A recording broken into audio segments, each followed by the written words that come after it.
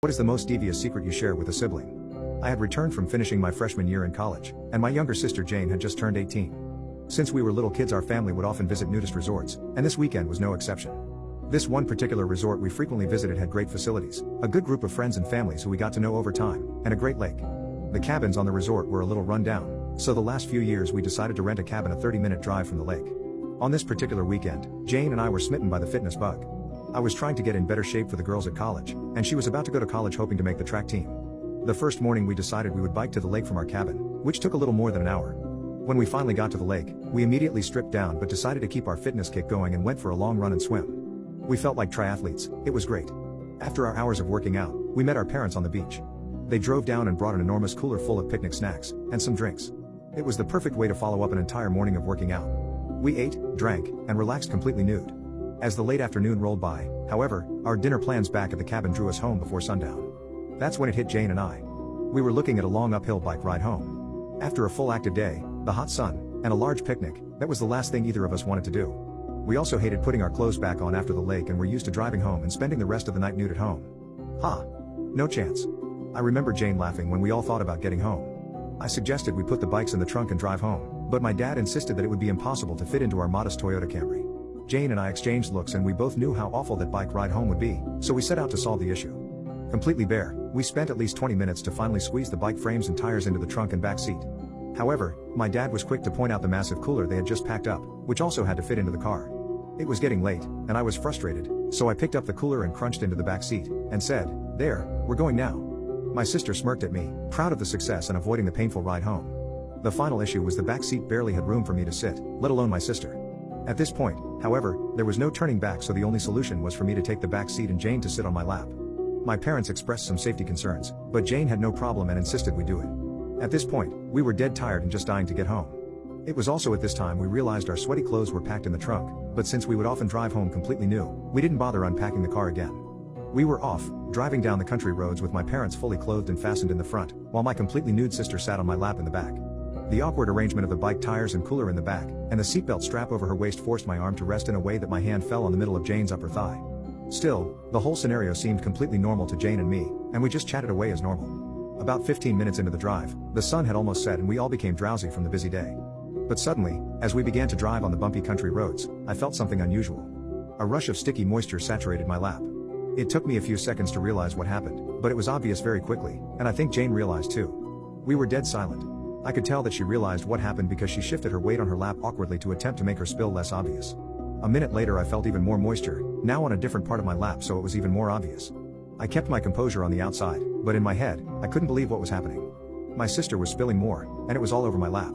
She shifted her weight again, and that again made it even worse. I was trying to imagine it was just her body sweating, but I had goosebumps from the cold air conditioning in the car.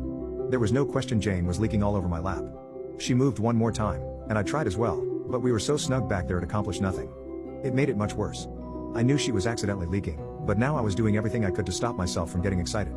I shifted to sit more upright, but my hands were trapped on her lap and to her side, so the position. The more I thought about the scenario, the more difficult it became. She shifted one more time, and sure enough, I could feel the blood rushing down there.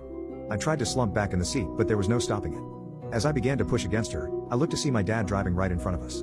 Luckily he was listening to the radio and focused on the road. He never noticed the awkwardness in the back seat. It was hard to tell from the angle, but my mom looked sound asleep to the right of us. Jane and I remained dead silent. Then it happened. Jane uncomfortably shifted her weight on my lap once again, and I jointly tried to sit upright again. As soon as Jane felt it, she perked up and did her best to lift her weight off my lap until there was no way either of us could ignore it.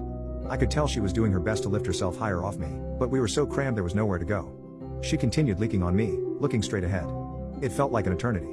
I had my eye on the car clock and figured we were probably only about 5 minutes from our cabin, so thankfully the end was in sight.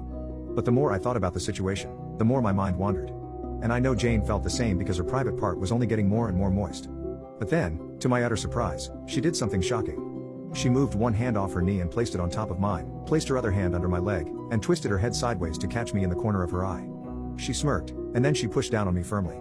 My jaw dropped, and I could not believe what was happening. But at the same time, I'd never felt anything so amazing. She looked straight ahead again, lifted herself slightly off me, then pushed down firmly again. I could not believe it. In my freshman year at college, I had my share of love and knew how everything worked and felt.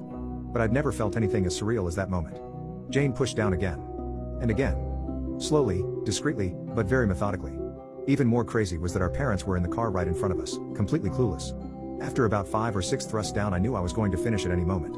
She knew that as well, and was getting excited by it. She lifted herself up a little higher and prepared for one big push down. But in doing so, she pulled herself a little too far up, and my guy slipped out of her. After about 20 seconds of awkward confusion, Jane clenched my hand tight and used her other hand to tuck me back up into her. I could not believe it. This was no longer just an accident. Jane wanted my companionship. And that was all it took. 2 quick pumps and I finished. Jane could feel it too, and she peeped out a little high-pitched "oh." To my horror, both my parents noticed. Thankfully, Jane played it off as if some thought popped into her mind. Less than a minute later, we pulled up to our cabin. I could tell she was still enjoying it. My dad nudged my mom awake and started to get out of the car.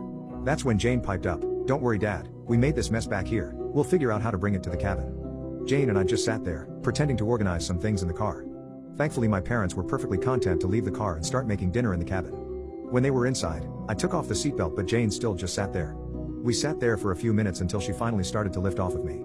I thought she was about to get out of the car, until she pushed back down onto my guy even more aggressively than ever before. We finally got out of the car, and I had to use an entire beach towel to clean up the mess made on the car seat. After we finally unpacked the car, fixed the bikes up, Jane looked at me and said with a clever smirk, "We should bike to the beach again tomorrow." And I could not have agreed more.